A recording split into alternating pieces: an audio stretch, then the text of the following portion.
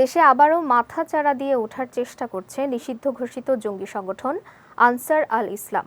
তবে পুলিশের anti terrorism unit ATU তৎপরতায় গ্রেফতার হয়েছে বরপা জঙ্গি আস্তানার প্রধান জাভেদ আবির ওরফে এনামুল। তাকে গ্রেফতারের বিস্তারিত জানাচ্ছেন সহকর্মী মানিক মোহাম্মদ ওমর। নারায়ণগঞ্জের রূপগঞ্জ উপজেলার বরপা জঙ্গি আস্তানার প্রধান জাভেদ আবির ওরফে এনামুলকে গ্রেপ্তার করেছে পুলিশের অ্যান্টি টেরোরিজম ইউনিট এটিইউ। মঙ্গলবার রাতে টঙ্গীর স্টেশন রোড এলাকা থেকে অভিযান চালিয়ে তাকে গ্রেফতার করা হয়।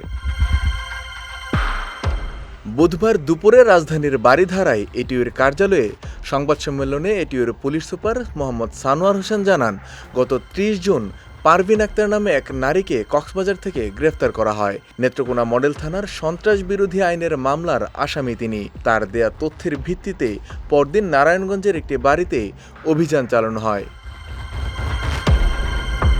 বাড়িটিতে অভিযান চালিয়ে বোমা তৈরির উপাদান সহ বিভিন্ন সরঞ্জাম উদ্ধার করা হয়। এ ঘটনায় জাভেদ ও তার সহযোগীদের বিরুদ্ধে রূপগঞ্জ থানায় সন্ত্রাস বিরোধী আইনে মামলা হয়। গতকাল রাতে টঙ্গী পূর্ব থানার স্টেশন রোড এলাকা থেকে তাকে গ্রেফতার করা হয়। জঙ্গি নাই, জঙ্গি শেষ হয়ে গেছে অনেক সময় বলা হয়েছে, বাট আমরা এখন বলি যে জঙ্গিবাদটা হয়তো বা পুরোপুরিভাবে বিলীন করে দেওয়া বা একেবারে ক্লিন করে দেওয়া সম্ভব না, বাট একে রেস্ট্রিক্ট করা সম্ভব এবং তারা যে আক্রমণের যে প্রিপারেশনগুলো নেবে সেগুলোকে নিউট্রিলাইজ করে দেওয়া সম্ভব।